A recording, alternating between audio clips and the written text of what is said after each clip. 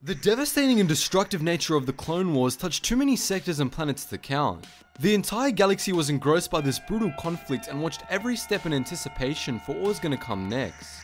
Fighting in the midst of all this terror were of course the clone troopers, who were bred to fight and die for the Republic, and thus were present on some of the most horrific planetary conditions the galaxy had to offer. Not to mention the fact that for the first time in history, they were also fighting an enemy with pretty much no conscience whatsoever. So this now leads us to the topic of the video, and what happened to the clones when they were simply left for dead on these battlefields.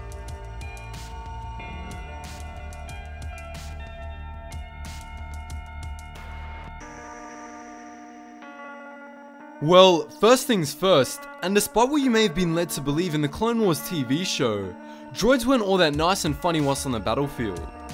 These droids were essentially programmed to be walking killing machines, and without explicit orders from their superiors, the droids would simply execute any wounded clones they came across on the battlefield.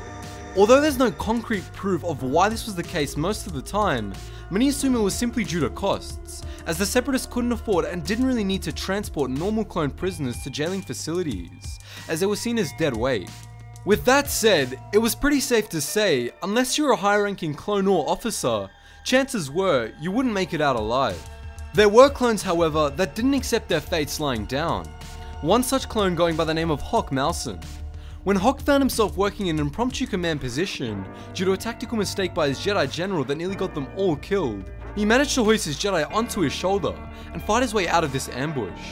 With that said, however, despite his heroics, throughout the chaotic battle, Hawk had evidently been injured and was left for dead by the Jedi Generals he had previously helped and admired. After 8 torturous days of being attacked by native creatures and fighting for his life, Hawk passed out on the outskirts of a city and was taken in by local farmers and thus saved. Although Hawk's story does go a lot deeper than this, to sum it up, he harbored extreme hate for all Jedi from that day forward, and actively joined Darth Vader and the 501st to seek vengeance against the Jedi that had betrayed him.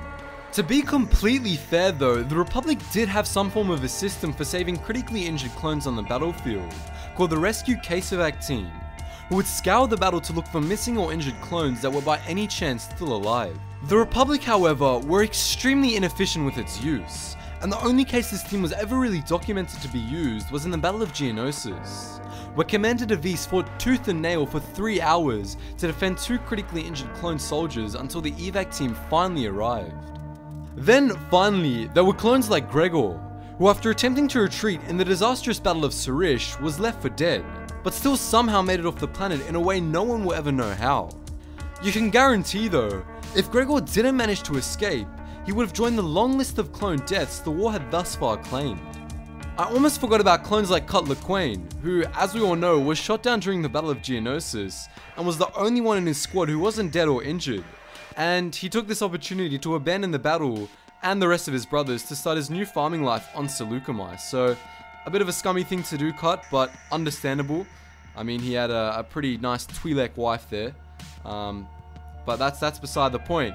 Anyways guys, as you can see, it worked differently for the clones who actually managed to escape when they were in these near-death scenarios. Gregor worked in his little cafe with amnesia, Cutler Quain was on the farm, and Hawk Malson was just harboring deep hate and went back to the Empire in order to kill all the Jedi that had wronged him. But for the most part, all clones, they just get executed by the droids pretty much. And yeah, unless you're a high-ranking clone or officer, you weren't getting out of that battlefield alive, and it happened more often than you would all probably like to think. Anyways, that's it for the morbid video. So as always, thanks for watching, and I hope to see you in the next video.